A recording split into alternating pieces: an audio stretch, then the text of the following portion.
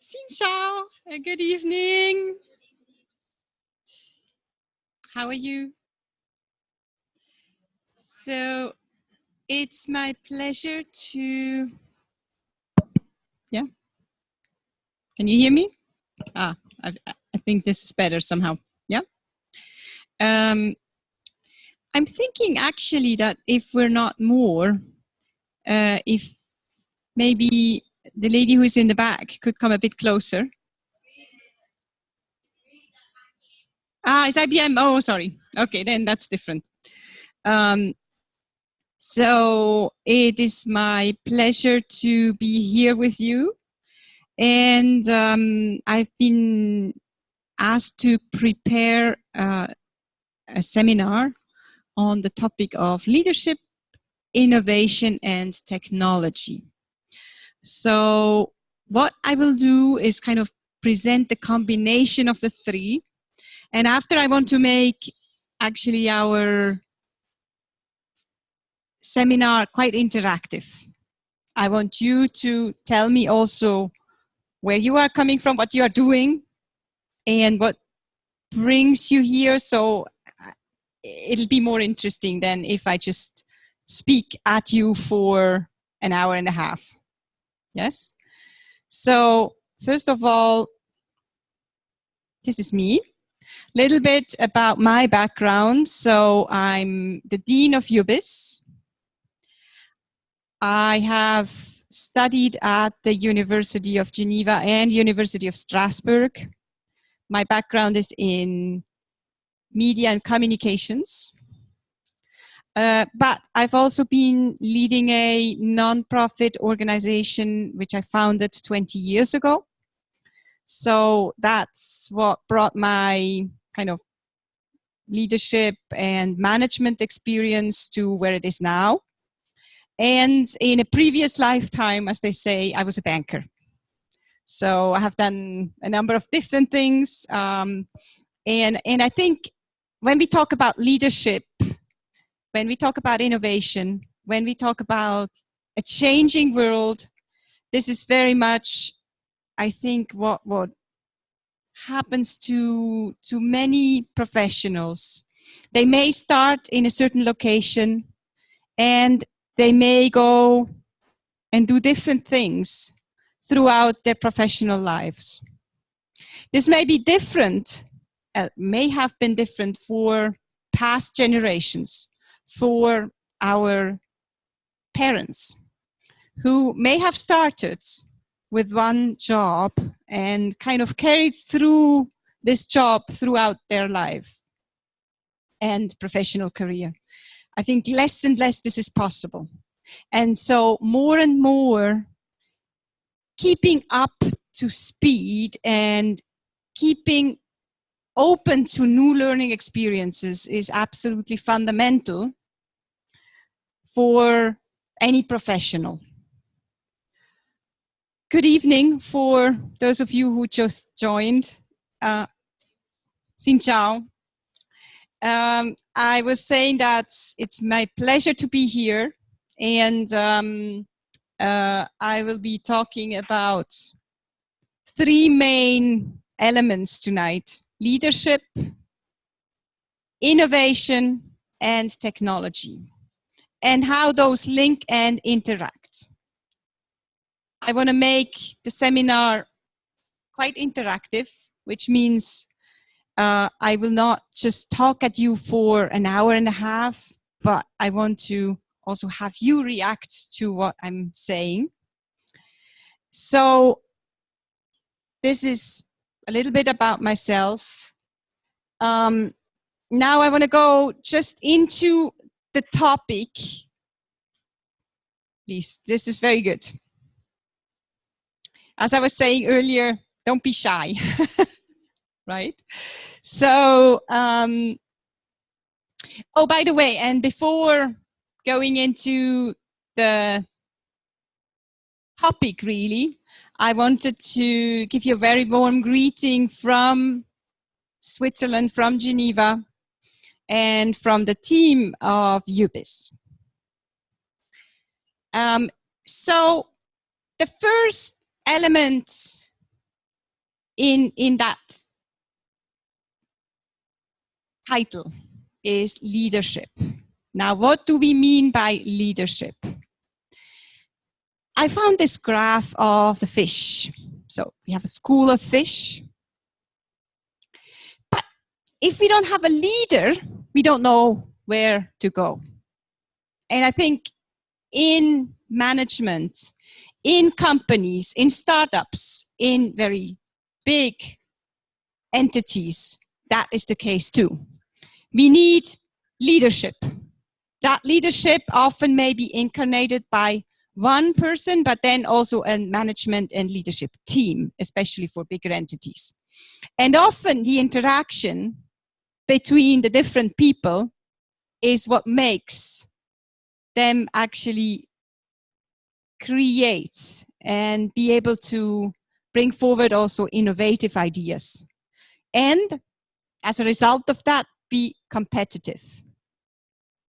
Be able to think on their feet, outside the box sometimes, and sometimes in very surprising and innovative ways. So, at the end of the day, what makes the competitive advantage are people.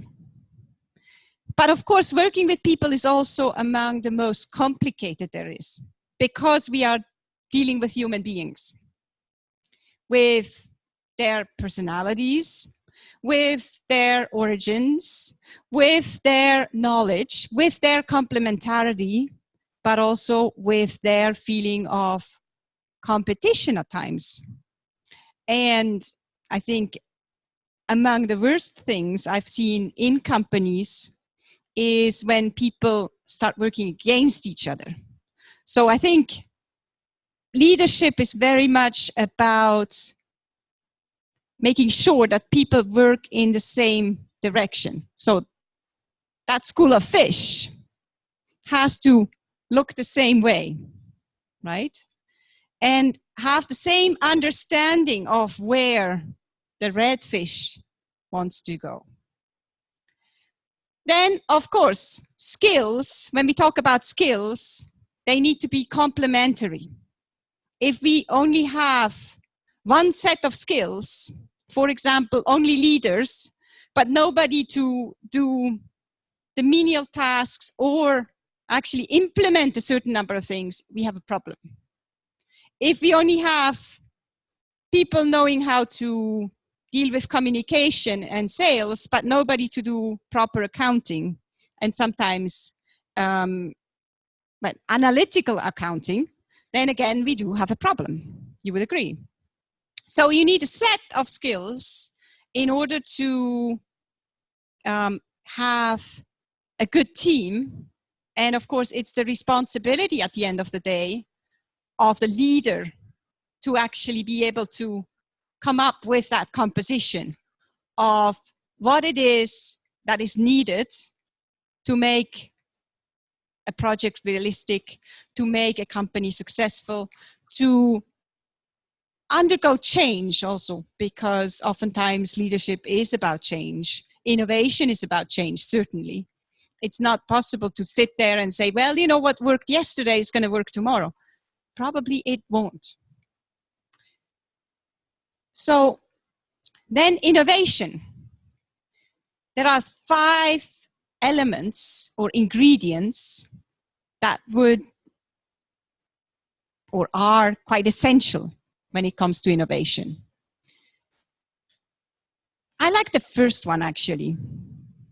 It's when people convert problems into solutions. There are plenty of problems for any kind of business leader. It's difficult to be a leader. It's difficult to be to launch a business. It's difficult to turn around a business, maybe also that has been launched before. So, but also innovation needs a system. You have to systemize it because otherwise it's going to be all over the place. And the third one, I think, is fundamental. If someone is not passionate, it is much more difficult to make something successful. And that passion is often the fire, the fuel, the light that is so necessary in order to succeed, especially when there are rainy days as well, because it's not always sunny. Sometimes it's rainy, sometimes it's difficult, sometimes it's complicated. So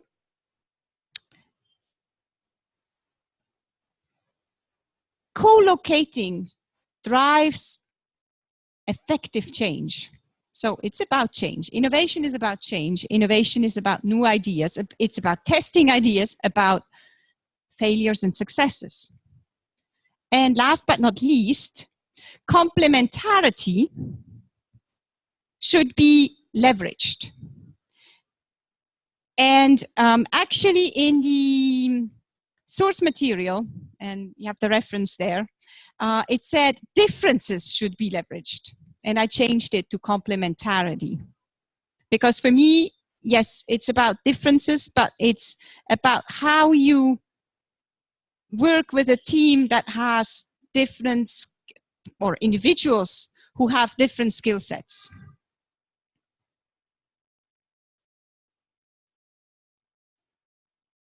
By the way, just before we go around and, I want to hear a little bit from you, what your experience is, if you have any, with leadership, with technology, with innovation. But before we do that, I wanted to say that whenever, if you have any comments, if you want to say something, you may interrupt me. And I'll be very happy if you interrupt me, in the sense that it makes it interactive and more interesting. So the last element of the three is the technology. Technology refers to methods, systems, and devices which are the result of scientific knowledge being used for practical purposes. Of course, here the definition of technology is taken in the broad sense of the term. I want to go into one particular area of technology, which is new technologies, information technologies, digital technologies, because I have a set of examples I want to share with you as we go forward. But before I do that, I want to ask you, just tell me in 2 sentences, if you can, what is your experience with leadership, innovation, and technology? Have you experienced anything around that?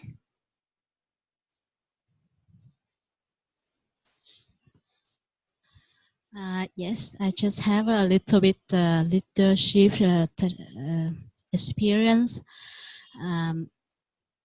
The way how to innovation the team to let them get more concentrate on the daily task, and the final result of the month, we need to close the system, we need to close the booking on time, and we need to reach the target of the sales and the expenses at the same time at the month end. Yes. Where do you work? I work for, now I'm not work for any company, but previous I work for Plum Vietnam, Plum Group, yes. And I handle the finance accounting, and I keep track the on the expense and the sales recording, yes. And I make the highlight to everybody know where we're standing at the moment and where they need to go to achieve the budget, the target. So pushing them to go further, beyond the targets, right? Uh-huh. Anybody else wants to share? No, because I just do my own business, so I That means you have to be a leader. yeah, How do you have to be? because I for a long time from my when I from the university, I just work for myself only. Yeah, I opened the restaurant to it. Yeah, And uh, that makes pride. You're passionate about it. yeah. So you like food? Mm.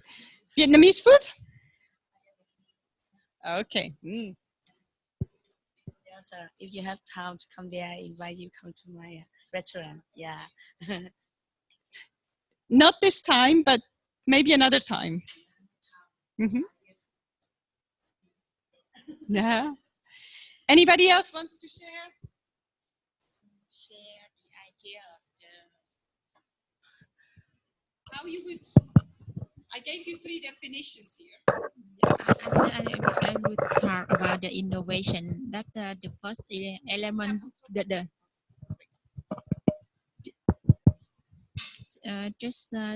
you said that you also like the first element of innovation, and I also the same. Maybe in we can have a new idea from the problem.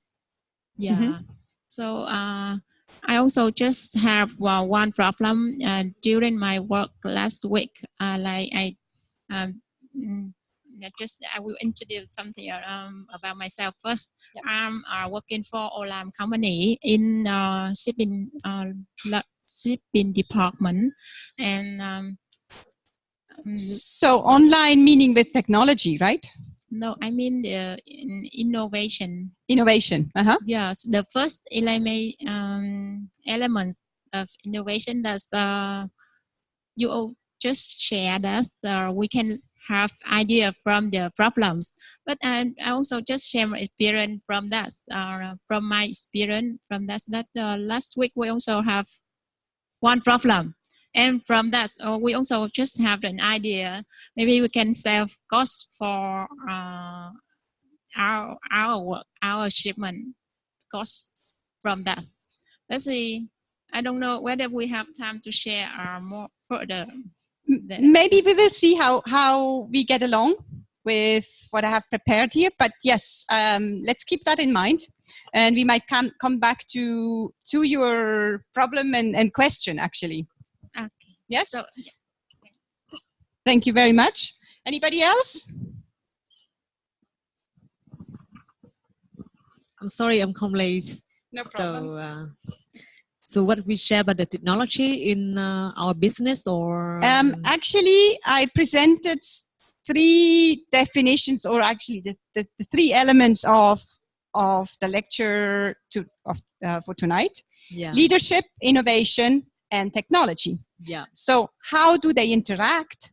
Yeah. And what's your experience with those 3 elements? That was my question. Yeah. So I see it's a deep relationship between technology and leadership, because right now, so you see IT is very important in business. And if the leadership team, they doesn't know the importance of technology. So in this time, it's very difficult to manage the team or to run the business. So in my case, so in right now, so my company, so we build a platform to connect between the manufacturer and the end user. And right now we build the platform, and right now we have worked with EY, Ernst and Young team to we have the big projects about the digital transformation. And so the leadership team, they recognize the importance of technology to run the business, to have the more effective, and so we can earn money. Yeah. That sounds great. And it sounds also that there might be resistance, no? Because there is resistance to change. So when you have to do something different, people are afraid. They don't like very much change by nature. Yeah. So somebody has to lead that change for it to happen, right? Yeah. Thank you. Anybody else? Yeah. So regarding the when you share the 3 definitions, so I also think about my job. In my job, whenever I have applied in my job, so I think that's normally when you do the leadership, that means you do something change. So when you do something change, that means you make something different. So make it different, you have to be innovative. You think differently, and then you use the technology to utilize the technology to support for your change, to make it easier for people to adapt to, or to make it faster, to reduce some kind of costs. So one example is my company that before we talking about the internal communication within the company. So people are talking that now we use many kind of apps, WhatsApp, Yellow, Viber for connecting with people faster. Just need the internet. But actually different people in our company use different kinds of apps. And sometimes I like Skype, but you don't. You like WhatsApp. So we can connect. Yeah. And so yeah. Skype I mentioned. So in one management meeting team, my boss said that we want to create one channel, at least for the management team, to have a communication faster and more convenient. So I think that different people using different apps, so it's quite complicated. Sometimes I invite people to use this app, they don't like it. So I asked my IT guy can you find any kind of apps, any kind of tool we can use for internal communication for the whole company, not only management team. So he actually found one that is Slack. So the Slack using for everyone have the computer and the one email. Slack is quite good, huh? Yeah.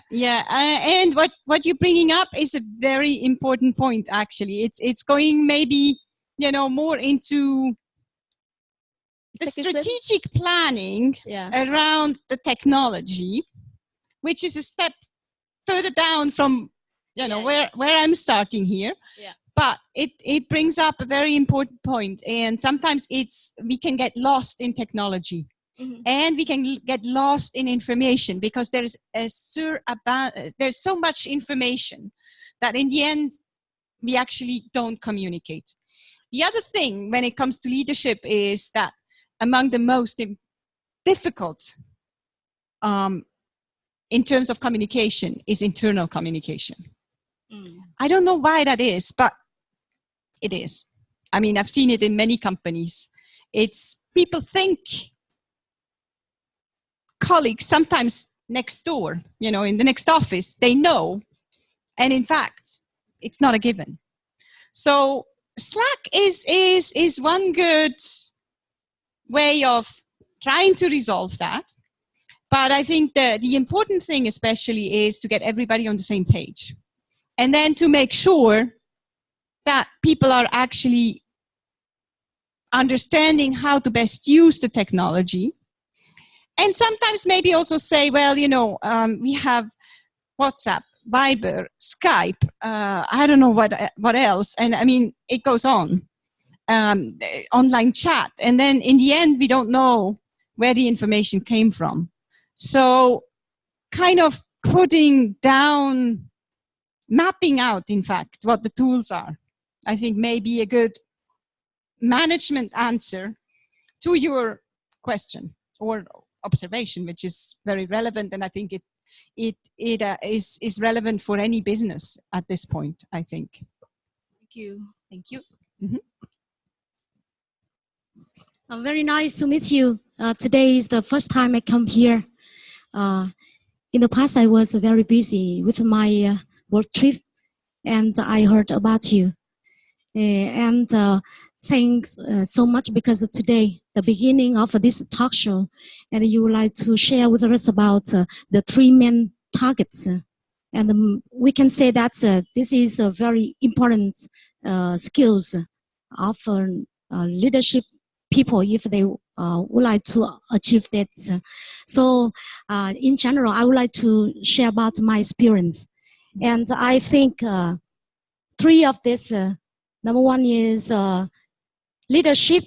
I think in general we can say that's a leadership or innovation or technology. We can make them like in one word, exciting. I mean, that's exciting, one word. Yeah, that means when we go. That's very nice. Yeah. Yes. So we can lead. We can do the leadership. That means we can make people with the exciting spirit of motivation. So that means we can do the leadership very well. Yes. And the second is innovation. That means we can make people with exciting changes. So they feel very excited to change. So that means we do the innovation is very well. Mm-hmm. And the third, technology.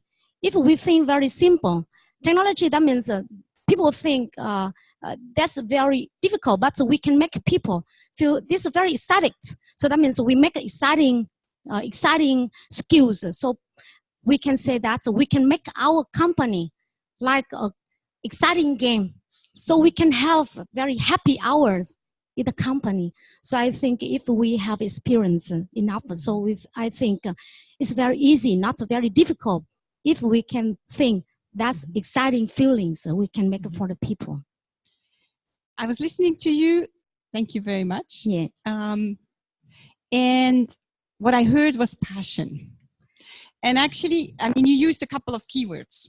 One was exciting, yeah, or excitement, motivation. Yeah. So that one is very important. If you can somehow transmit that passion to others, yeah, even complicated things become easy. Yeah. I mean, relatively easy. Yeah. Because the attitude then is, yes, we can. Yeah. Not, oh, it's so difficult. Oh, it's Monday morning. Oh, yeah. Yes. So, yeah. And the technology, of course, is only, I always say that whatever means of communication we use, it's only as good as the content we put inside.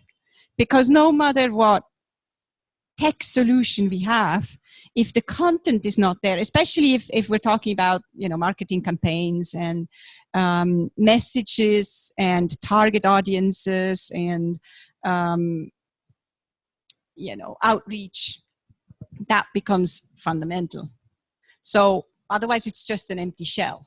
Yeah. And the empty shell, even if it's great, it will not be as successful than if it is well filled with meaningful content. Yeah. Mm-hmm. Exciting applying. Yeah. Thank you. Thank you. Anybody else? Otherwise, I will go a little bit further with, and you can react further along. Yes?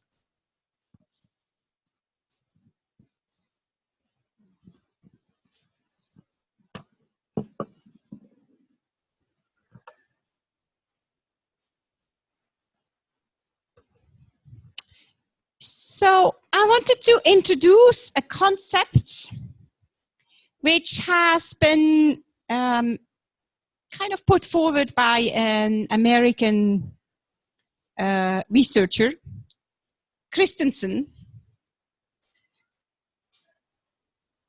a number of years ago now, 1995, who was talking about disruptive innovation. Which actually I think we're more at the macro level than what we heard about which tool to choose, which obviously is fundamental at the management level and the strategic level for that matter. But if we step one step back and we think, I'll have a couple of examples of, leaders who have changed the world or have changed the business environment globally.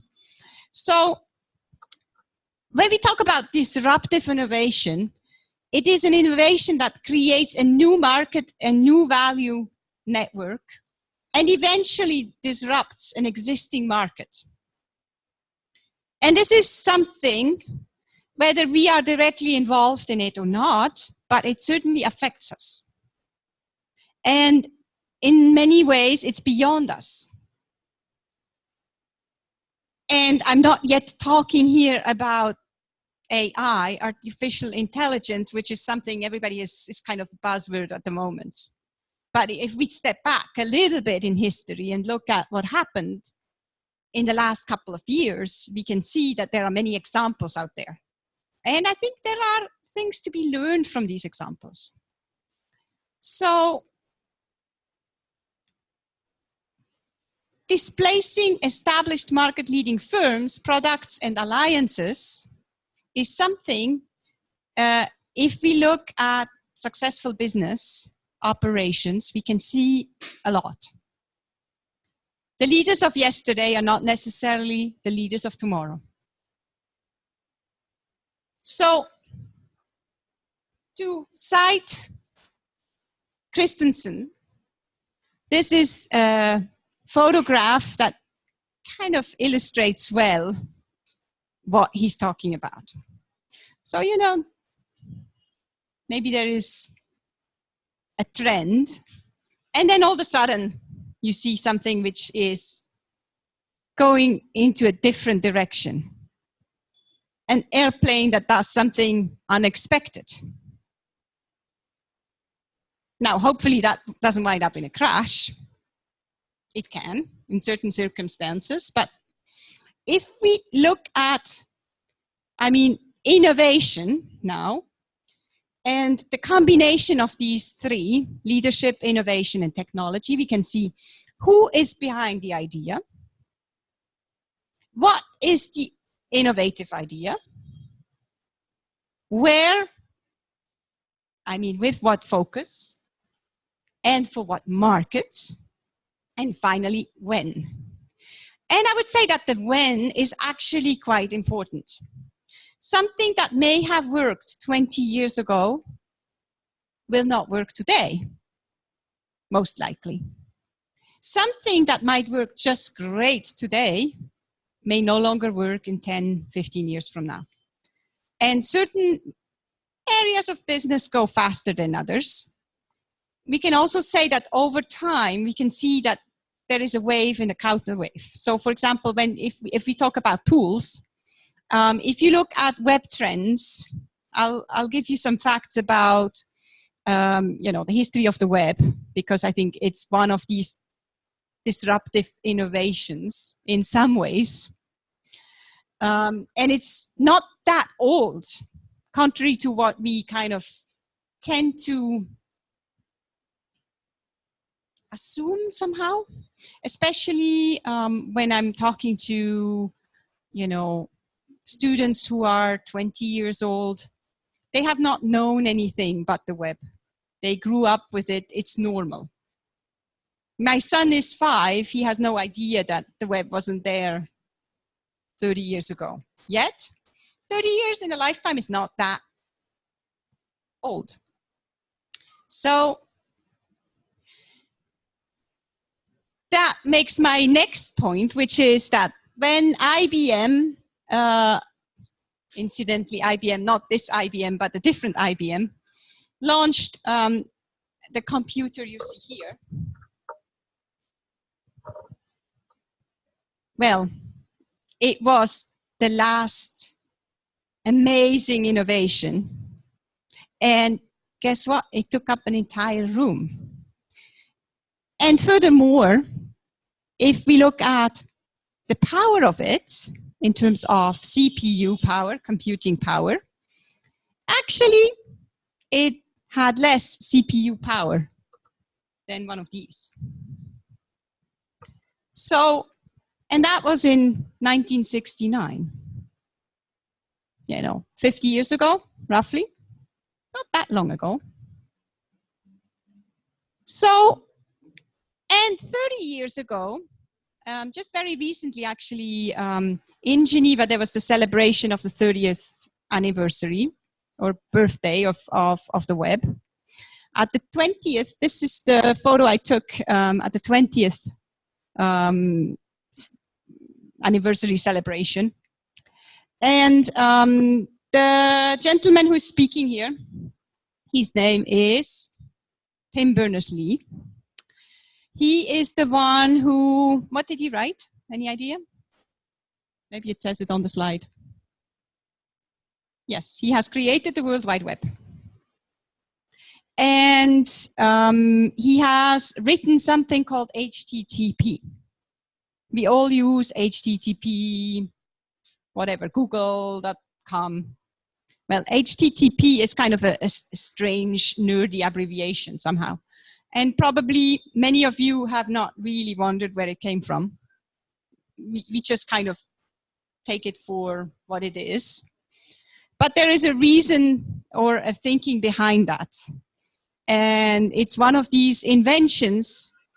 I think Tim, whom I met, and I have a quote later on, I don't think he really realized what he was inventing. I mean, he understood that this was something that could be quite important and change the way people would communicate, but he didn't anticipate the scale and magnitude of what he was inventing.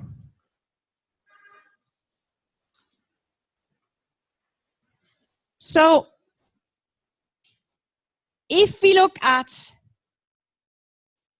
time that passed between 1969, you saw that computer earlier, it's right there. And a year later, something called TCP/IP. Many of you will have seen that. If you right-click on your computer because for some reason the network doesn't work, or if the IT guy does it for you, you will see TCP IP. And, you know, what is that? Well, that is one of the main reasons why we are actually able to connect to the World Wide Web and to communicate with the US, to communicate with Europe, to communicate with Singapore, to communicate with Australia, because that protocol has been universally implemented, which is different from what has happened for some other technologies. You probably all have used or watched DVDs. Have you? And you may or may not have noticed that DVDs actually have what is called a zoning. So the ones you've probably watched were for the Asian market. But if you took a particular DVD of that set to the US, it wouldn't work on a US DVD player because artificially the market had been segmented or fragmented. In this case, actually, it has not been. And that has been one of the recipes of success of the internet. So the internet started back in the 60s. And any idea who started the internet? And what's the internet? What's the difference between the internet and the World Wide Web? Any idea? The internet was launched by the US Army. It was launched as a means to make sure that communication would be fairly secure and distributed. So at the time, basically it was reserved to scientific labs between Europe and the US. MIT, where by the way Tim Berners-Lee works now, and labs like CERN, which is in Geneva, and which is where HTTP was written. So in '89, Tim Berners-Lee and his colleague Robert Caillot put together a proposal, which was kind of on a piece of scrap paper, and Tim did a lot of it in his free time. It was not really, there was not really the support of, you know, the institution. The institution is very proud now to say that the web was invented at CERN, but like with many inventions, it takes time for people to actually realize what's at stake. And that's certainly true in this case. So look at this. In '93, the last very important element was invented, which is Mosaic, the first browser. What kinds of browsers are you using now? Chrome? Yes. Safari? Mozilla? Well, the same kind of tool was then, the only one available was Mosaic. So in '95, there were roughly 300 websites worldwide. Well, in 2009, there's a figure missing here. In 2009, there were roughly 238 million websites. And look at this, in 10 years, in only 10 years, that number has exploded. Now we are talking about 1.9 billion websites. And I should say that this is an estimate, but amongst the best that exists, which shows how powerful actually the web is and how much the outreach has changed. Here is another figure that kind of illustrates the same facts, but differently. Look at this. This is from 2012. Here we can see that we had 2.4 billion users, roughly, in the world. 2012, okay? Recently, relatively. Now watch this. 2018, which is the last stat that's available currently, we are talking about 4.2 billion users. So that's almost twice as many as it was 6 years prior. And then if I were to focus on Asia, and I went back, we can see that actually North America is the place where penetration, so-called the internet penetration, is the biggest. But Asia is the one where there are the most users now. And that's only becoming more so. We have gone from 44 to 49%. And it's obvious why, because first of all, there are a lot of people in Asia, and I think that's the main one.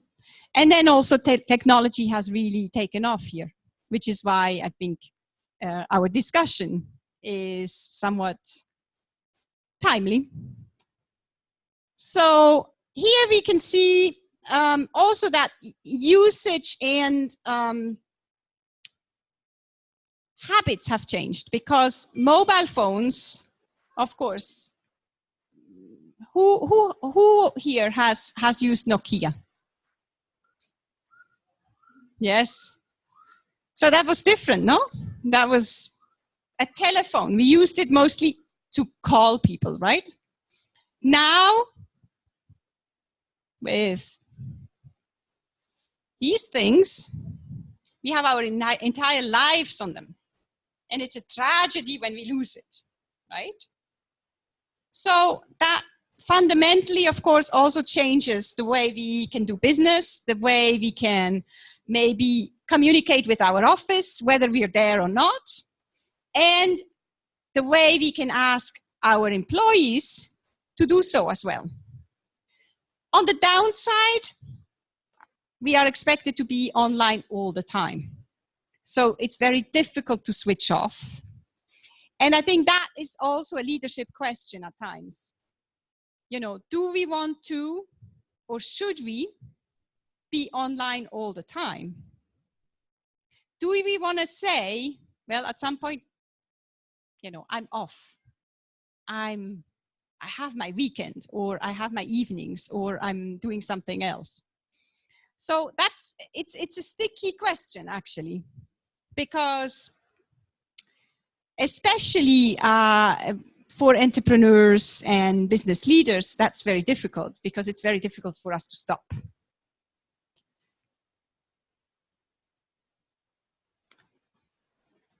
Have you ever heard of the distinction of these three notions? Web 1, 2, and 3. Well, the Web 1 is what Tim Berners-Lee wrote in '89. It was a web that was just there to be visited, but it was so-called static. There was not a lot of possibility of interaction. What came with the so-called Web 2.0 is the fact that I can interact with the web page. So the whole social media creation, whether it's Zuckerberg's Facebook, whether it's some other media platform, that is the so-called engaging web. Now the third one, which is called the semantic web, is something that we have just started to implement. And I want to focus, I have definitions. I don't want to go too much into long definitions. I want to more have a discussion after, actually, with you on about experiences, innovation, leadership, and how those connect to technology. But just to say, have you ever noticed when, for example, browsing, who has used Amazon? A couple of you? Yes? Who has a Gmail account? Gmail, most of you, no? So have you noticed that Gmail serves you publicity? Have you noticed that Gmail serves you publicity? And Google, whenever you Google something, you get publicity with it. Have you noticed? Yes? So how do you think that that works? If you search for something, I mean, we were to open up all our laptops. You were to search something, and your fellow students were to search for the same thing in Google. Do you think you would get the same result? Different. Why?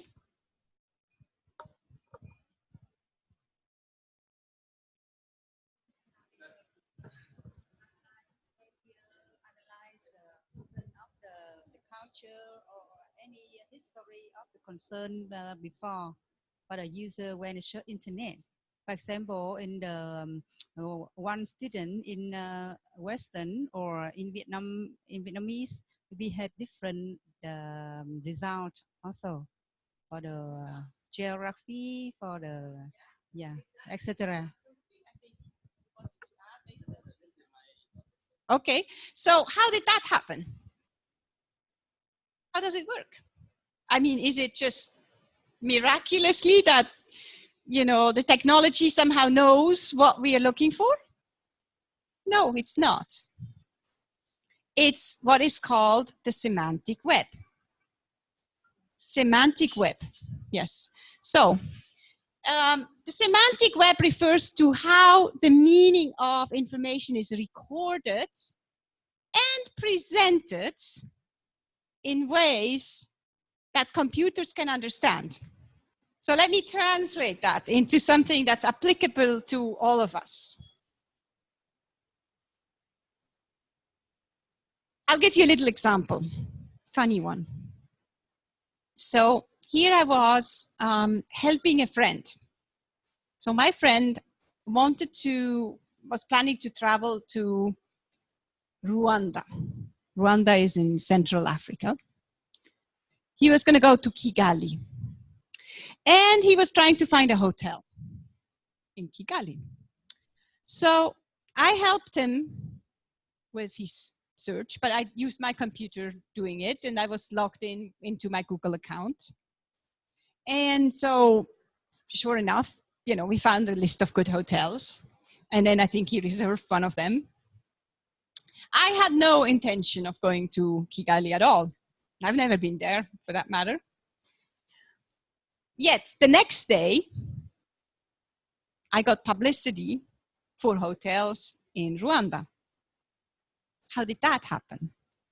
Well, Google identified, or more specifically, the algorithms of Google identified that I apparently was interested in buying services in Kigali. Any of the so-called GAFAM, have you heard of GAFAM? GAFAM? No? I don't have a, yeah, here. If I have a marker.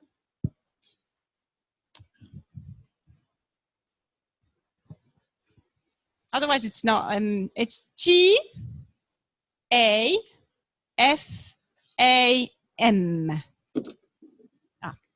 Thank you.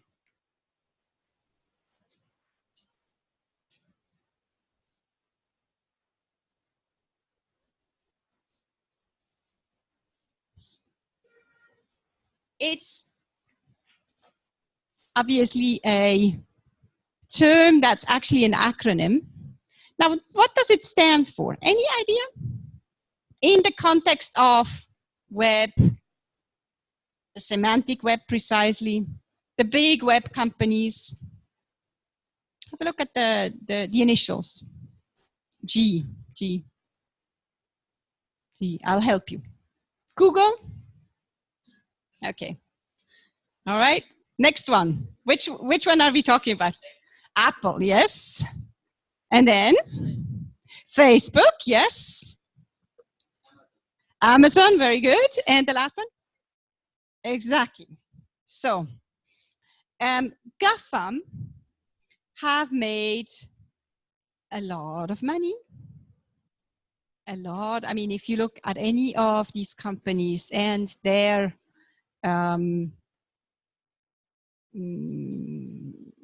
figures in terms of revenue, employees, outreach, and ultimately power, they have made this money by web services. But how exactly? Any idea? Advertising, yes, absolutely. Yes, exactly. So if you search for something, to come back to my example about searching for anything, any keyword, we could do the test on in our Google browsers. We could see that usually you may have noticed that at the top it says sponsored link. Oftentimes you will have sponsored links at the top, and then underneath you have other links. Now these sponsored links are an important part of how they make the money. But certainly through the algorithms of serving you information you're looking for, which is very helpful. I mean, most of us actually, find it helpful to have links presented that are meaningful to us. It all depends how far that goes. The same if you have an Amazon account.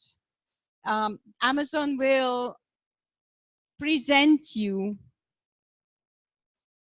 different articles, different services you might be interested in based on your profile.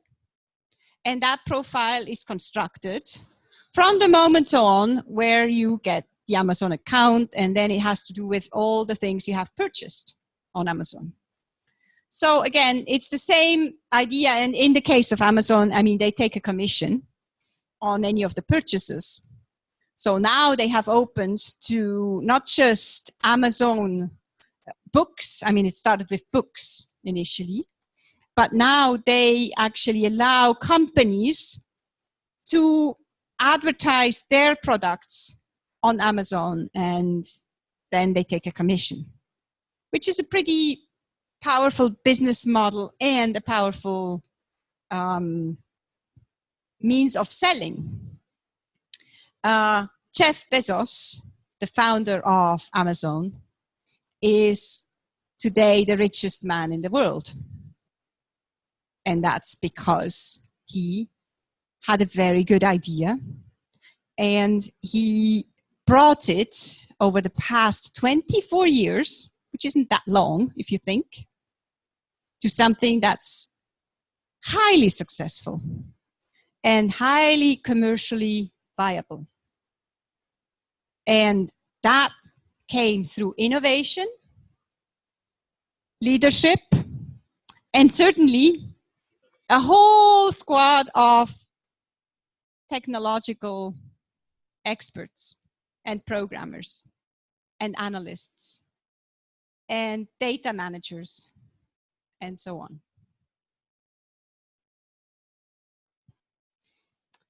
So I actually like this quote.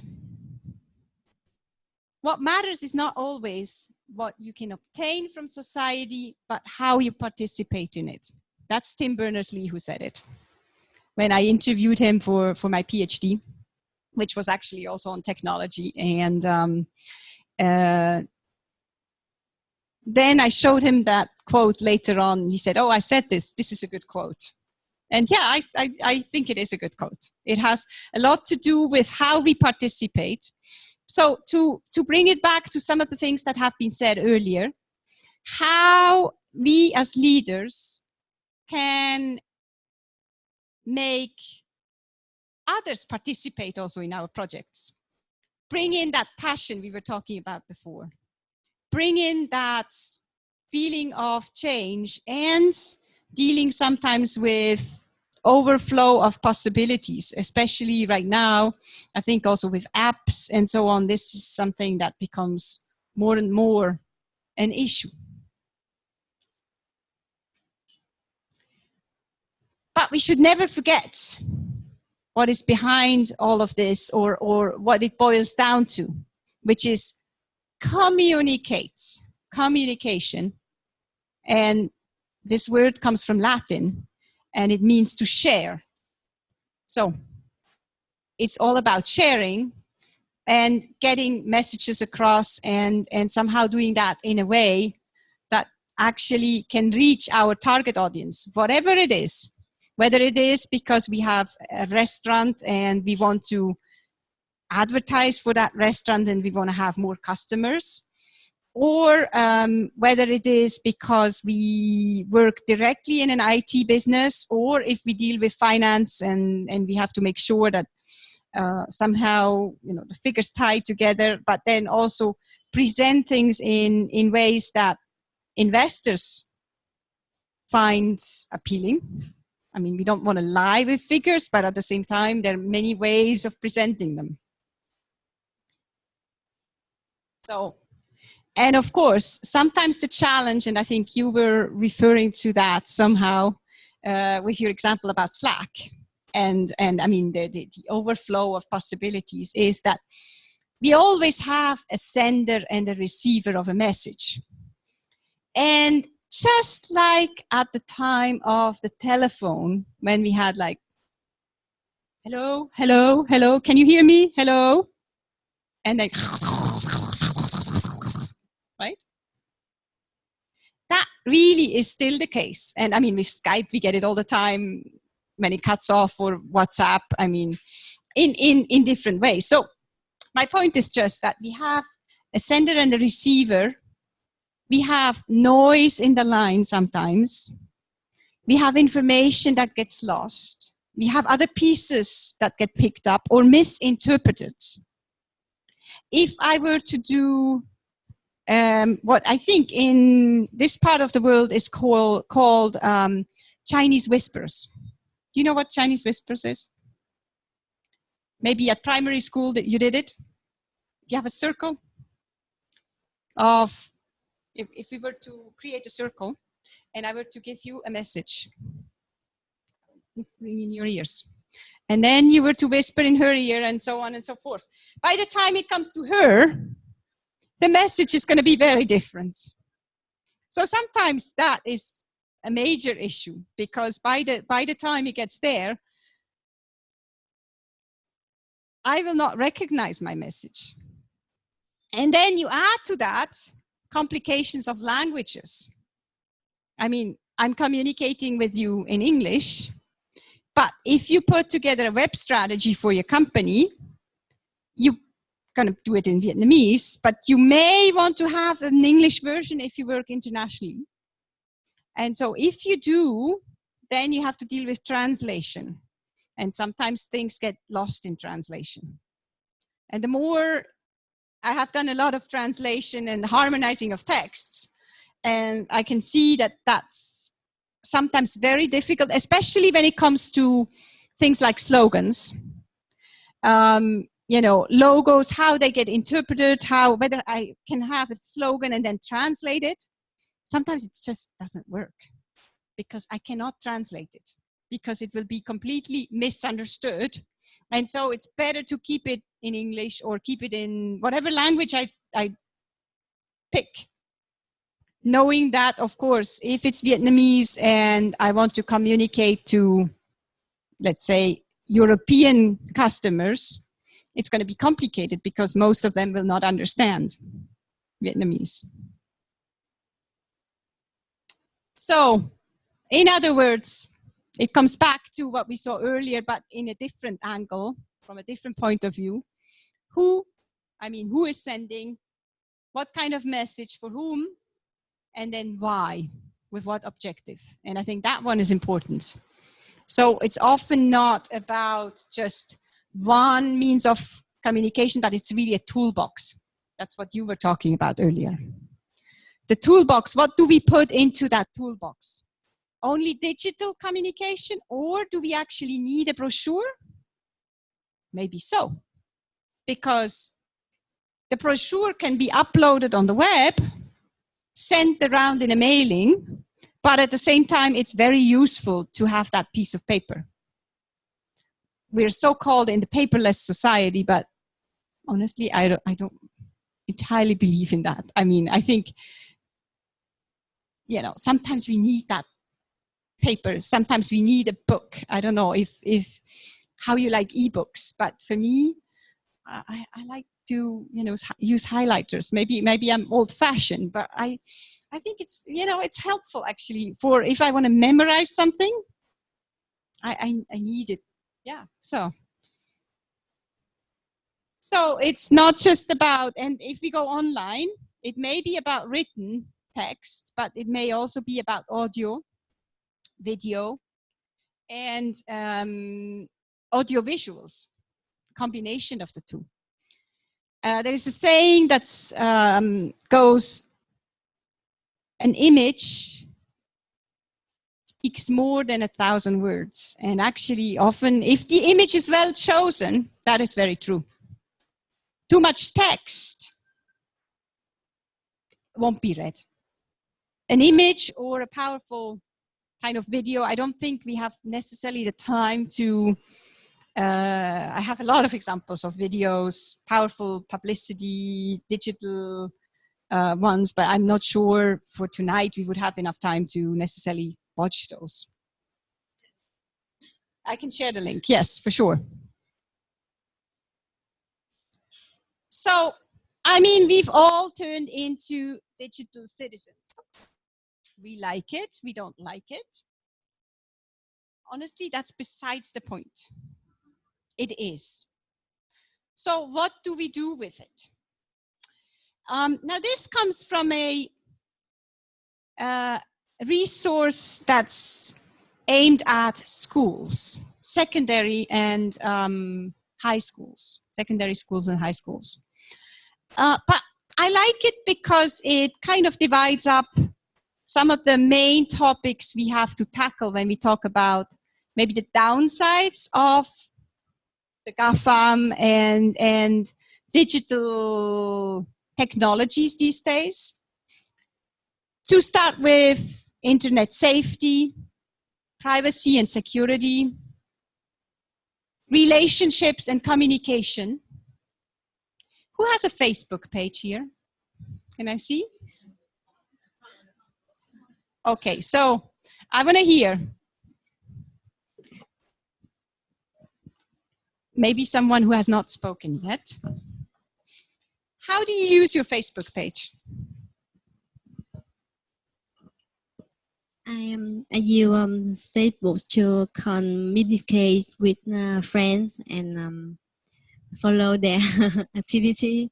Yeah. And maybe say something about my daily activities.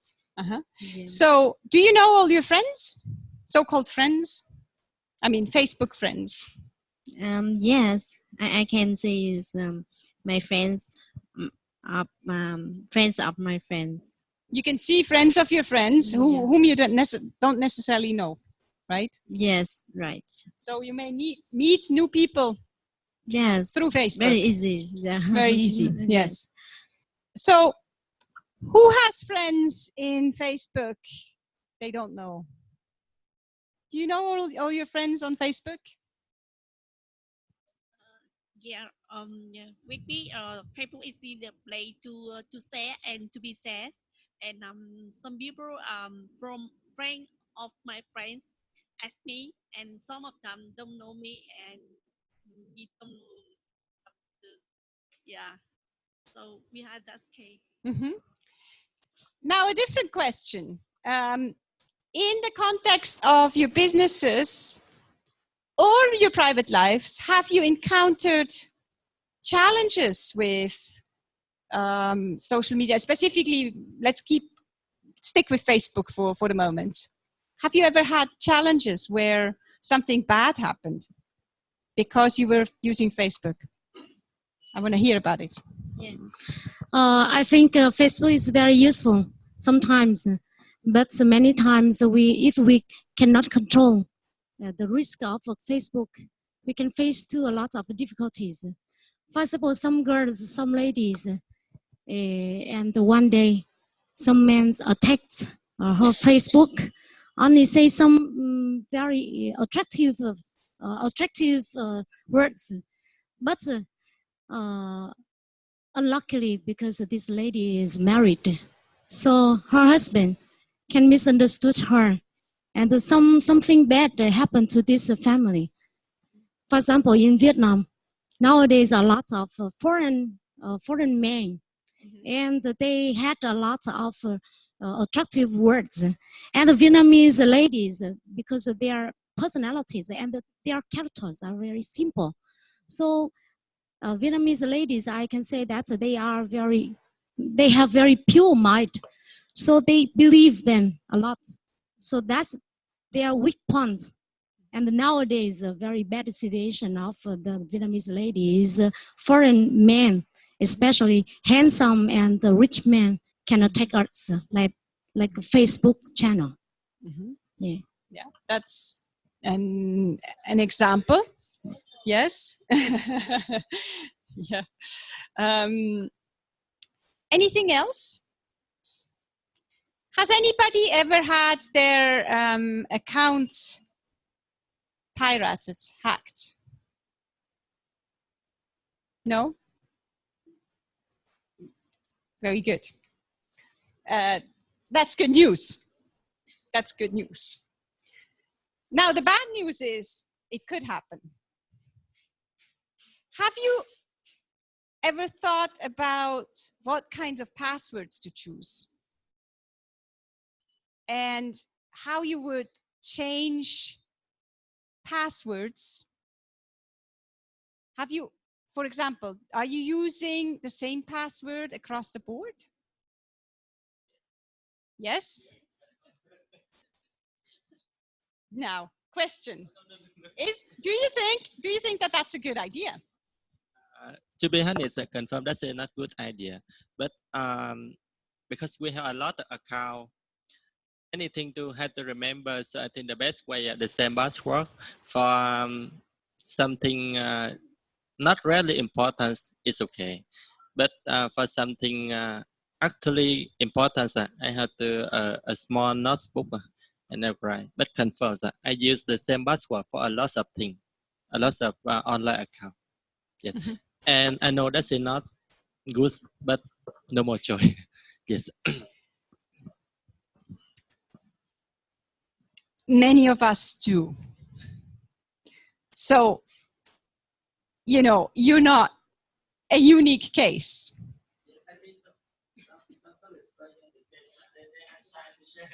So, this actually illustrates my point about, or common sense point about privacy and security. The other question I was going to have is, do any of you have kids? Yes? Kids, children. Okay. Mine just came into the room and then went out.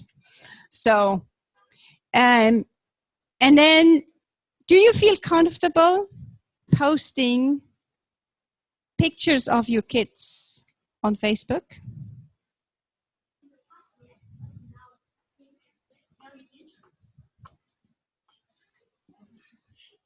Thank you. In the past, I usually updated photos of my kids on Facebook because I would like to update the news of my family to overseas family. But day by day, I disappear. I think some photos disappeared, not by me.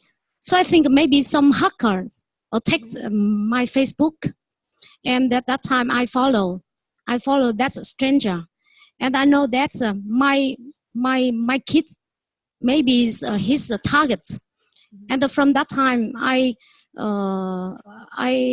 observe some Facebook of my friends, and I think that can happen in Vietnam. So from that time, I became very carefully with my kid on Facebook. And after that, of course, some warnings about the parents. Parents updated photos of their family, especially kids' photos. So nowadays, I think Facebook not a very safe channel like our mind in the past anymore. I mean, I have to say that personally, I love to see, you know, my friends' kids. But I have not, and this also has a little bit to do with how we as individuals are using our different Facebook accounts. We may have one or even two, you know, one under our real name, another one under a pseudonym. How we use these accounts. In my case, I mean, mine is way too public. I can't say that I would really know well all my friends. I don't. And even less so the friends of my friends. So I chose to actually not publish any pictures of my son, at least not in the public part. Maybe in the chat sometimes, because I will write to a friend. And but of course, that brings up a lot of questions. And I think it's not, the purpose of our session tonight is not, you know, to scare anyone here. It's more to say, well, you ought to think about how you're using technology, and when it comes to passwords, you know, what to do and what not to do. For example, it is definitely not safe to store passwords on public computers. I think we would understand that, except that if we're not careful and we click, you know, we log into our Gmail account and then we click, and somehow it says, do you want to store the password in the browser? And you say yes. Well, then your password actually will stay in the browser. The other thing about that is that even if you don't do that in a public computer, if you do it in a private computer, your home computer, and for some reason you're visiting a web page that is not safe, a hacker can actually access the browser information, all the information that's stored in your browser, including your passwords. And what happens then? Well, definitely, if you see any kind of strange things happening with your account, first of all, it's a good idea to have an SMS security system where, in fact, the account sends you an SMS to your mobile. Of course, provided you don't lose your mobile or it doesn't get stolen. That is a good way of handling it, even if it's sometimes tedious, but it's a good idea. The other thing is to definitely log out whenever you log into a public computer. Make sure you log out. And what you can do also is go into the settings of the browser and say erase all history. That takes care of the password issue. But it's safer to never save it in the first place. And then on home computers, if you realize that all of a sudden your contacts are getting unsolicited messages from you which you have not sent yourself, make sure you update your password. That's really a moment, you know, of kind of, oops, maybe I have to change my password. And then, you know, don't take the birthday of your wife or something really obvious, because if it's obvious to you, it probably will be obvious to anybody who wants your information too. Something else in the realm of around security and safety is what would you post, and this is now more in a business setting, on a tool such as Google Docs? I'm asking, is it safe? It's very useful. Huh? I use it all the time.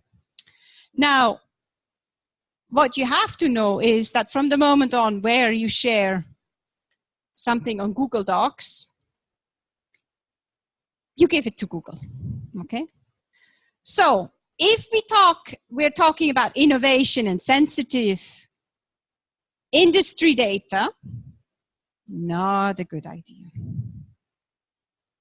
If we're talking about something not so confidential after all, or not so sensitive, it's probably okay.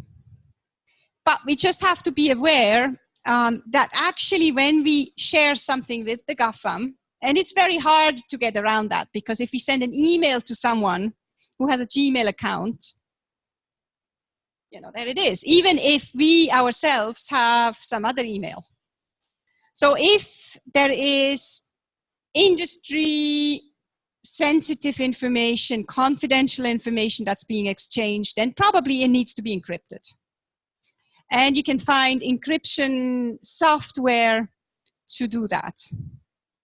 Of course, the hassle about that is that anyone who ought to read what you're sending them will need to have the same encryption software and the key to actually unlock what you're sending them.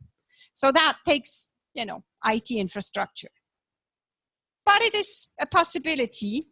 And certainly, you know, the public tools that have been made available are wonderful, but we just have to be aware of where they are to be used or not. Now, in the context of this listing here, they're talking about cyberbullying. I would say I would have preferred the term cyber harassment.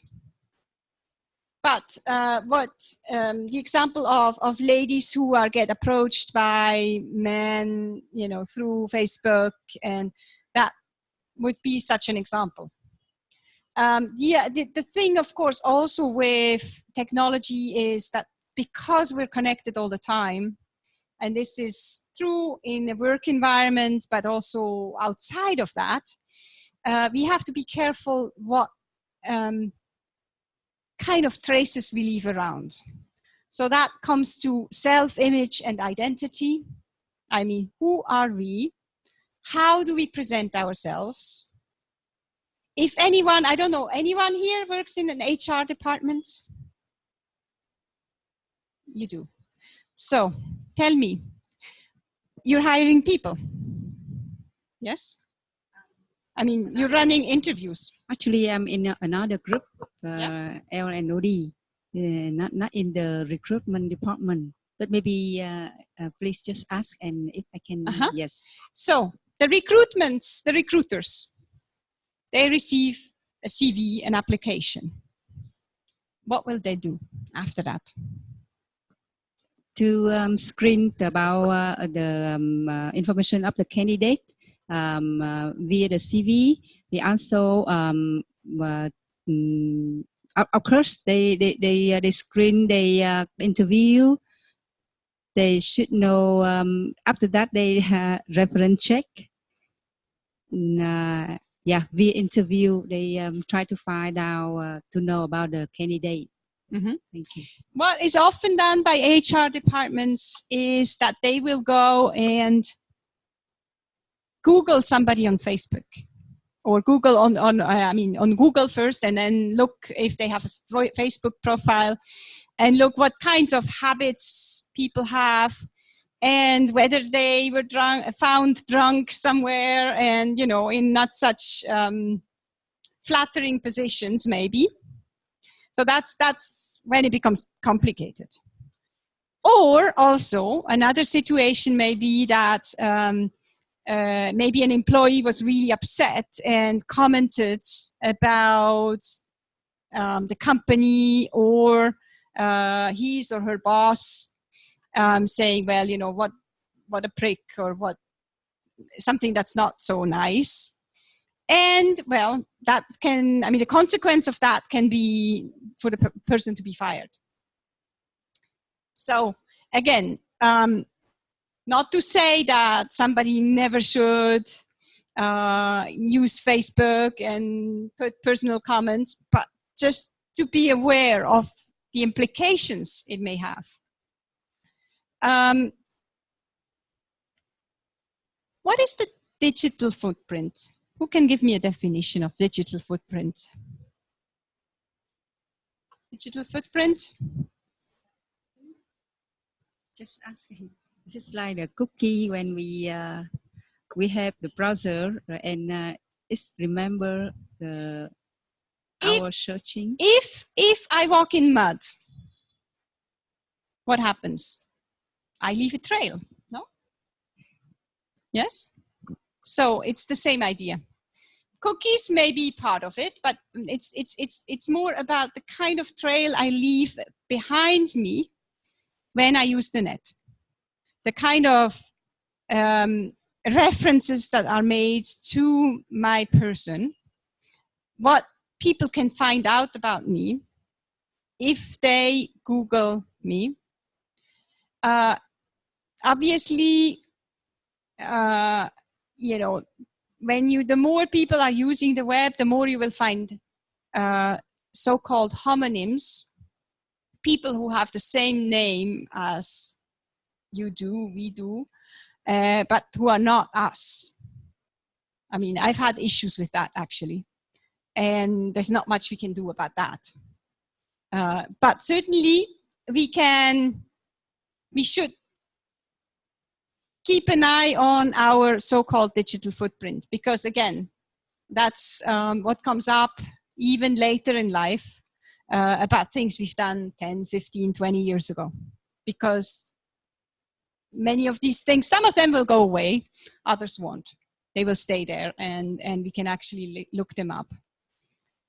So the one thing here that is also mentioned is, and I think it is important, is information literacy. We were talking about the strategy of implementing new applications, leadership that introduces technological tools and expects everyone to actually be able to use those tools. It means we have to implement training and maybe also document what it is we are expecting people to do in order for that to happen in a positive way. there we can add one more kind of element to that literacy. And I will ask you, your parents, are they using computers and digital technologies? Little bit? But it's more difficult, no? I mean, because they didn't grow up with it. And so, I mean, I know for my dad, I've not really tried. I mean, he's born in 32. So, you know, he's going towards his 90th birthday bit by bit. Not yet, but it's not so easy. So when we talk about digital literacy, it also, and I think this as business leaders, we have to worry about it, is who are the excluded people? Who did we not reach and why?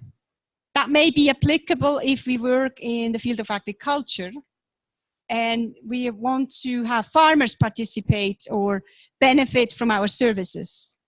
Maybe IT alone is not going to solve our problems. We need to have connectors and the toolbox I was referring to earlier, because digital strategy and digital tools alone will actually not reach our target audience. And I think we shouldn't forget that the means is only as good as we make it. And that oftentimes it's about an integral strategy, not just about one tool, multiple tools, multiple audiences, and adapted means and messages for these audiences. What about copyright? Let me give you an example. I found a great picture on the web. I download it. And then I have my website. And the picture is just perfect.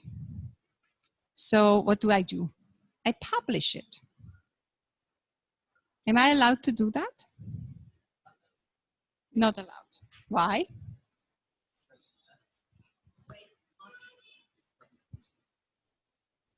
Thank you, Doctor.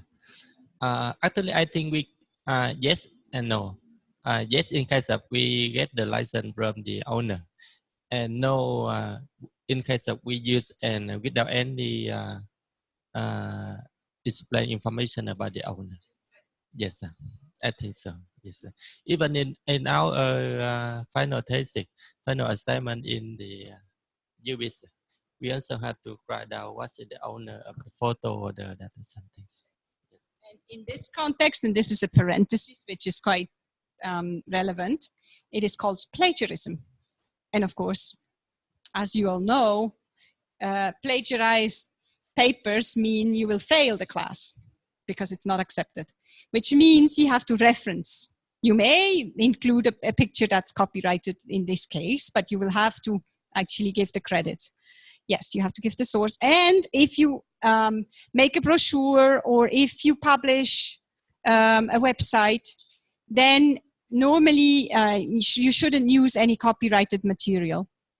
Whether it's, you know, music, the same applies actually if you ever make a video and you post it on YouTube and then link it to the website.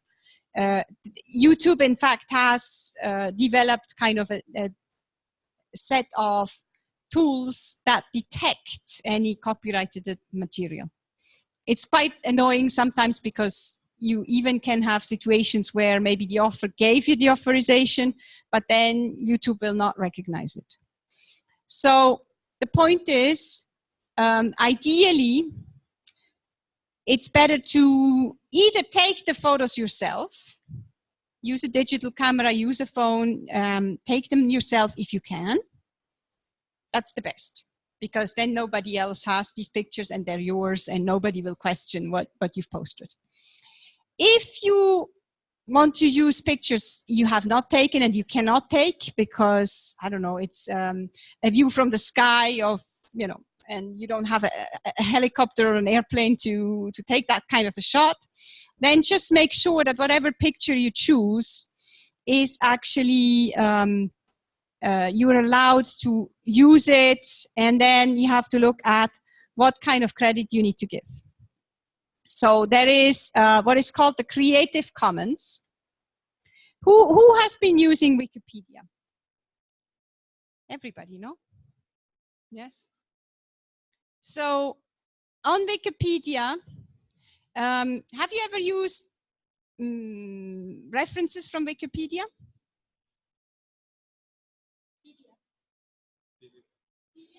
PDF, yes. So actually Wikipedia pretty much has only photographs and graphs that are free of copyright. So that is, and typically it will have what is called Creative Commons reference. So if I go to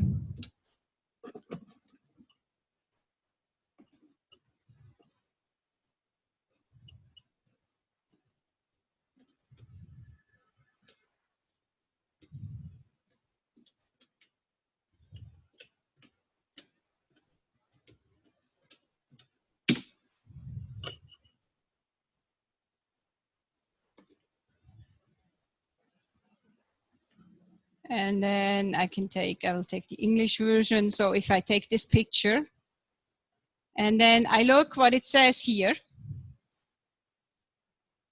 I don't know if you can see from where you are. Did you see this? Did you see that logo, CC? We don't have time to go into details about this, but it's what is called Creative Commons. It indicates, actually this number indicates what kind of copyright is provided for this picture. And some of them will be that you may repost it as long as it's non-commercial and as long as you give credit. It may be that you can even modify it. You can, you know, make it purple if you want. You can cut it. You can resize it. So, but that credit right there will give you the information of what you can do and what you cannot do. It's quite handy. And you will find that in other kind of settings as well. So if you find that a picture you found on the internet is all rights reserved, that means basically you can't reuse it. But if it's Creative Commons, then probably, I mean, definitely you can, but then you have to just verify how and what it's, I mean, if I click here on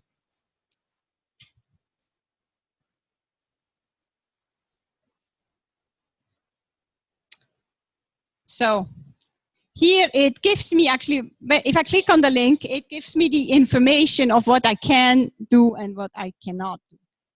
Attribution, share like 2.0 generic. And then here I can actually read what that means.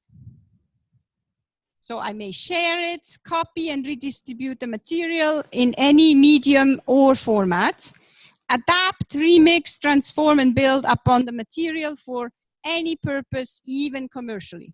So that's good news. So basically this one I'm fine with. And I won't get in trouble. But it also gives you the terms. So you have to give attribution, which means you have to say where it came from. I mean, who took it. You have to basically share like if you remix, transform and build and so on under the same license as the original, meaning it is not okay to then say all rights reserved. I think as far as copyright goes, this is what we can do, you know, in a 1.5 hour lecture, but I just wanted to point out that there is actually information out there, and there are resources we can perfectly use, and that might be very helpful for our business projects. Any questions about so far?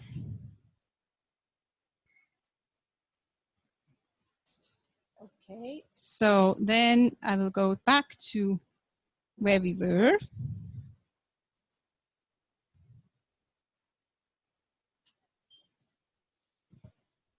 Now, I wanted to give you a couple of business cases. And then I want to hear if you have others, situations, experiences, make it more like a dialogue. I asked you if you've ever used a Nokia phone, and I saw some smiles here. So I had a Nokia phone and I loved it, actually. I had a little keyboard and it was pretty good. It was pretty good, no? Yeah. Good quality, good. And then what happened? Is anybody here using Nokia now? You're using Nokia. Okay. You're an exception. Anybody else? No. No longer. Well, Nokia actually is still on the market. And they have found a new niche, which is more focused on countries where people actually can't afford smartphones. They're quite big in India, for example, and also in Africa. But let's say for people who can afford smartphones, mostly, I mean, I wound up, you know, with 2 of these, because I move a lot from Switzerland to France, and also when I travel internationally, I need one that has an international SIM, because otherwise with roaming charges, I'm gonna get horrendous bills at the end of the month. So, but what happened? I mean, they were the leader in 2006. Well, Steve Jobs. Who was Steve Jobs? The CEO of Apple. Yes, the CEO of Apple. A visionary, somebody who had created Apple computers back when there was a competition with Microsoft, before the internet was introduced, in fact. And because there was a law in the US that said it was not possible for one single company to have a monopoly, Apple survived because Microsoft was leading. But Apple had a particular niche. The niche was to be an elegant computer, a well-designed, very smart looking piece of hardware. And then, well, Steve Jobs for a couple of years went away from the company, and it almost crumbled. But then he came back, and look what happened. They introduced something nobody thought would become successful. They called it iPhone. What's that? That was kind of the reaction at the time. Well, you know what? iPhone has become widely popular, and the whole set of iPads, whatever, has taken over the market. It remains to be seen if Apple can keep it up. Why do I say that? Well, because of course, competition is fierce in this sector. And besides Apple, you also have Samsung, and you have Huawei, and you have many others that have copied the idea developed here. Also, you have a lot of certain of these phones now use Android, and there are advantages and disadvantages to both applications. The reason also why I'm saying this is because Steve Jobs no longer is. Sadly, he passed away. And when you have a leader of this caliber leave, the question is, even if the company is really big, is there going to be that leadership, that passion you were talking about, somehow still there? Maybe yes. I'm not involved in Apple to the point where I could make a diagnosis and have an opinion about the matter. But it's an open question, and in fact, I have a friend who used to work for Apple, and she kind of was saying, well, you know, I think they can keep it up. But we will see. We will see. I will give you another example. Kodak. Who has used Kodak? I see smile, yes. Yes.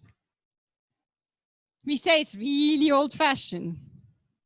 Well, actually, until not that long ago, it was the thing to do if you wanted to take good quality photographs.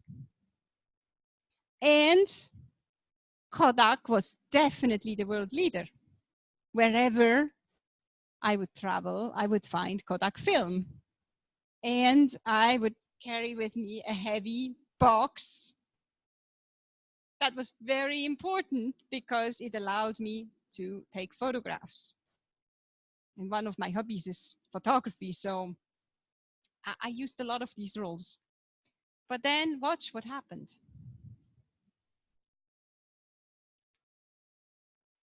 Kodak was actually the first company to introduce in 1975. So this is not exactly yesterday. This was before the web.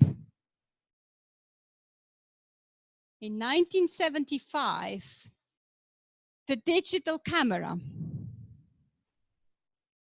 But they missed somehow the opportunity to successfully commercialize it. And as a result, you can see that basically Sony then took over and led that idea much farther. Also, of course, what Sony did, and it was not really, unless you knew it, they never publicized it. When they put out their Sony Alpha photo camera, which was leading in the market for bigger ones for a while, they bought Minolta. Minolta was a leading camera before, I mean, kind of, I think at some points the optics were better than Nikon. They were very good. So Sony bought that technology and really became a leader. Kodak has a really hard time because they missed that moment of innovation, or they even had the innovation, but they missed something in there that made it not work really for them. And so today they're roughly out of business. I mean, they're still around, but certainly if you look at figures, in fact, here we have a graph that represents some of the stats. You can see that from 2001 onwards, well, there was a huge decline to 2010. And on the other hand, there was a massive increase in worldwide units shipped in millions.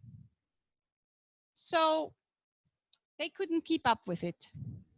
And if we come back to our initial topic, leadership, innovation, and technology, I think leaders have to worry about the integrated approach and certainly the innovation and also the anticipation, because once a technology or the competition is coming out with something that is a disruptive innovation, we take the notion that I showed you a little while ago, then it's too late, because whether it's for Nokia or for Kodak, basically they lost the leading role they had at some point for a certain type of business.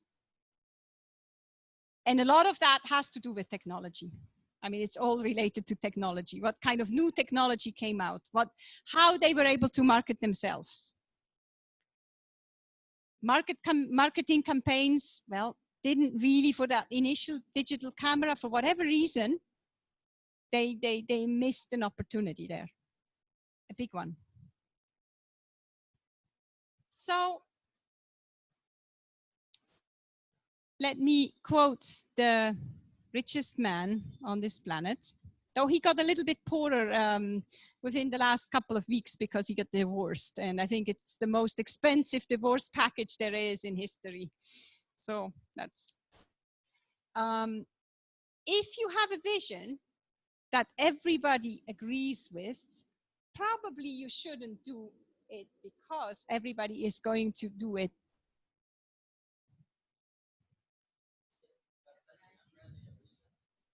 Yeah, so I thought it was pretty good, actually.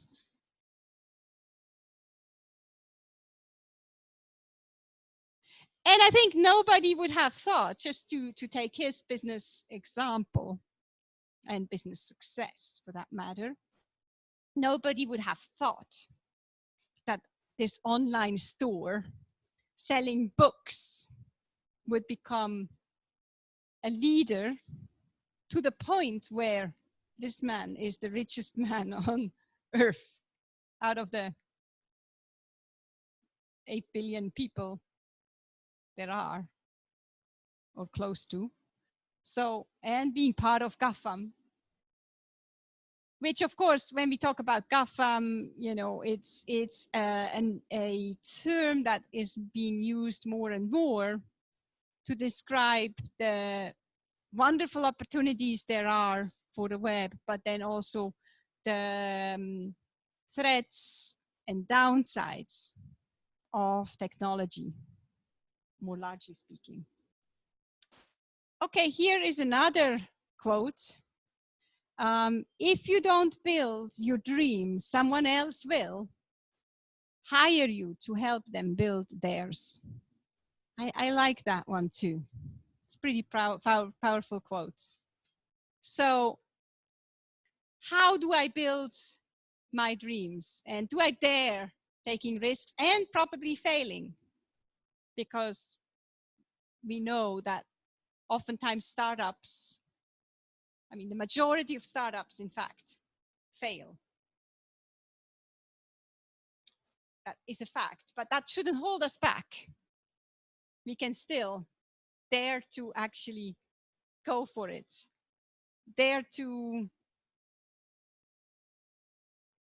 try new things.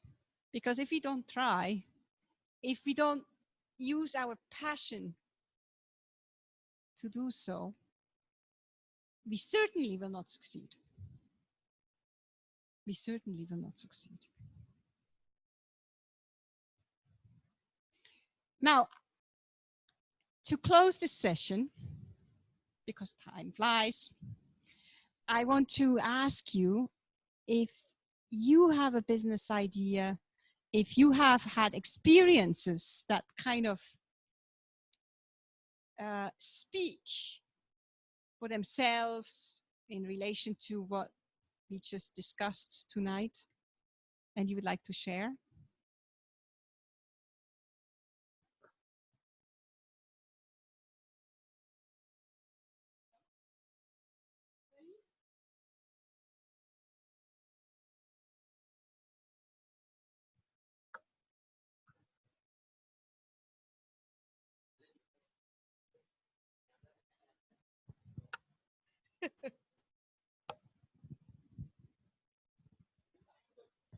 So a new business idea, or I have a dream. My dream to build the community. I call wisdom community, and the wisdom are so identify so the kind person, and we so I think the community is it has 4 key activities. So the first thing, so we build so in Vietnam, so we lack of the qualified education, high level. So I would like to build the school, and so we have we call the values of the school. We focus on three things. So the first is wisdom, the second is so the effort, and the third is the wisdom, effort, and ethics. Yeah. So and the second, so the education area. So the second area I want to be it's called it's like the condo town. So so it's a hub of education. We can invite some doctor or some talent in Europe or in America. So in Hong Kong or Singapore. So some professional, the doctor or the good teacher to come to Vietnam and share experience. Maybe they got a much experience in their field or in their skill, and then they retire, and they really want to contribute for the young people in Vietnam or some developed country. So we invite them to come to Vietnam, and we build so maybe so it's a resort, but we had the good utilities for them. Maybe they have the condo town, and we build the online system to call the students, stay there maybe 1 month or 2 months, and the student can get a lot of experience from them, and maybe so we the platform to connect, and maybe we make a little bit money. But so I think so so the teacher can get the benefits, and the student can get also, and then so I think so this is a win-win game. And so education for tourism and education, and the third is the healthcare. Yeah. So I also to be, and really I want to focus on the deep psychology. So it refer to meditation to balance the workplace and the workplace and the family. So that I want to, because maybe right now it's separate area, but I want to be as a community, with a good community. Yeah.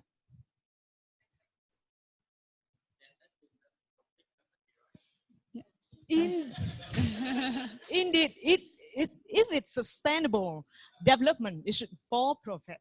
But we use the profit for the social purpose. You wanted to share something as well, no? Just and after we close, but then I want to give a couple of closing words In fact, commenting Actually, doctor, this slide. doctor, this is not sharing. This is just a question for you. Based on your experience, how you ever think that's really different in the leadership style between the European people and Asia people? Because in my job, I think that that's really different. And sometimes I become very confused. How can I react with the leadership style? Because I have the boss in the Europe and the other boss in the Singapore, and very challenge. And based on the experience, because today we talk about the leadership, can you share something? What's the best and what's the not good? Thanks, doctor. Very good question. Yes, there are definitely different styles of leadership. You talked about education. Educational systems are different in different countries. And the kinds of leaders you get out of these systems will also necessarily be different to some extent. So that, of course, opens a whole topic we don't have time to really explore tonight, but which is intercultural communication, what that means. You know, for example, when I talk to you, how close should I stand for you to feel comfortable?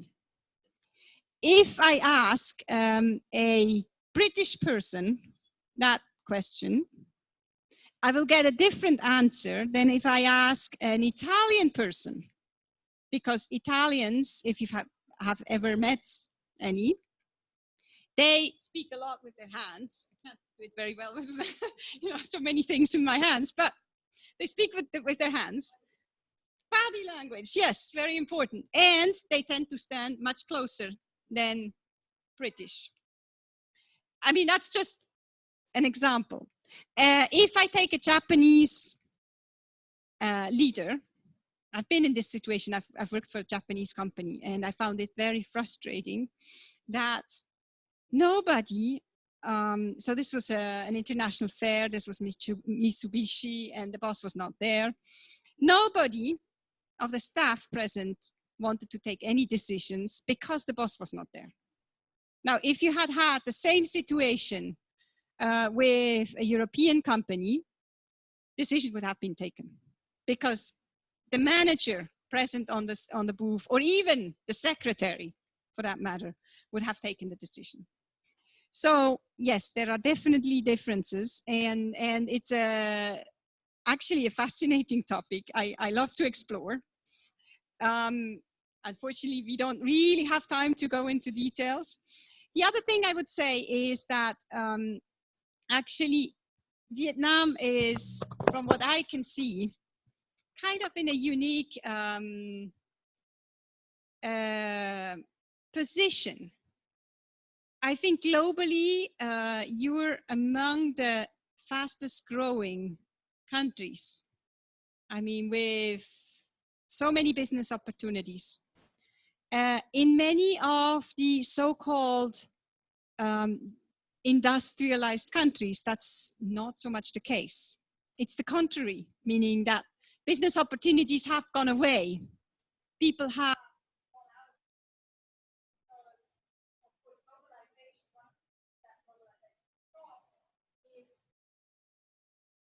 delocalization. And that comes with opportunities, but also with job losses. And that's where again, we come down to what I was mentioning earlier, that, I mean, roughly it's estimated that about half of the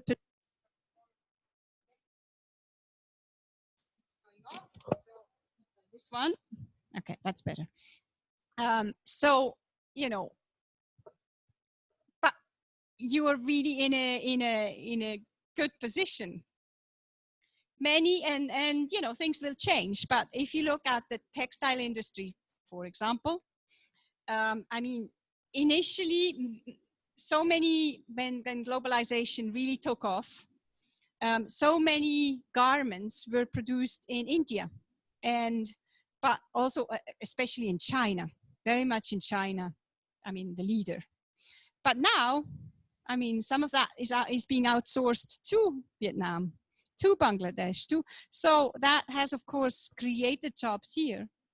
But even Levi's, I mean, which is an emblematic brand for the US, I mean, the jeans, blue jeans, yes, they're no longer made in the US. So that, of course, came with job losses, which means that the losers of, or the can't only be winners, but it's the dynamics, and then it's a question of how we can best take advantage of whatever dynamic we are in.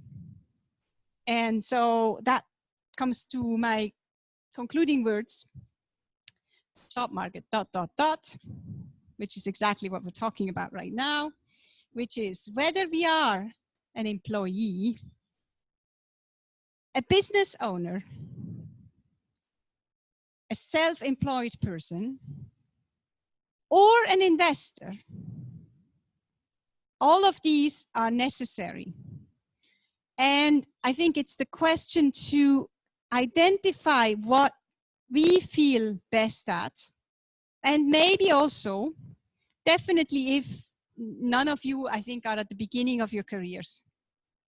So you all have already professional experience, whether it's self-employed or as an employee. If ever you want to be a business creator, an innovator, an entrepreneur, maybe at the beginning especially, a wise thing to do is to combine that with a job you have. And then at some point you have to dare taking the risk to say, okay, now I'm, you know, I can't handle this anymore. I'm too busy. I have to quit my paying job as an employee and I become self-employed, or I become an employer because I'm going to hire people.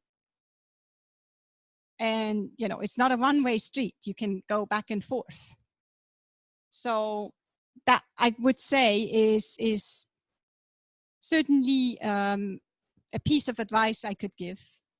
And then observe and listen before you speak. And I think that's the other thing I would say, even about intercultural communication for that matter. It's that we can learn a lot by observing how things are being done, especially if we work internationally. Of course, it's more difficult to do that if you're working online, because online you can't really see, even if you have a video camera, the interaction is not quite the same as a face-to-face interaction. I can feel much more what the other person,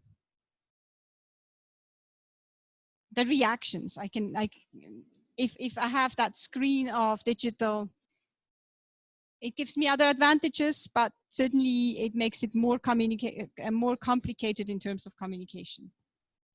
So often a blended model might be the most successful. Things like job sharing, where people are sharing the same position. This is especially interesting for mothers who may have responsibilities at home as well. So duplication of a position, and it can be a leadership position, requires, of course, a set of organizational skills from the managers, the tolerance of the managers as well, but it can be very, very interesting. And of course, distant work, where maybe it's not necessary to spend 3 hours in traffic every day, but only part of the time because some of the work can be done remotely. That's one of the wonderful things about technology, I would say. So I'd like to conclude here. Thank you very much for your attention. I'd love to get a group picture before you run away. Yes. And it will be very nice also to see you soon at graduation, whether it's here or in Geneva. Thank you. Come on.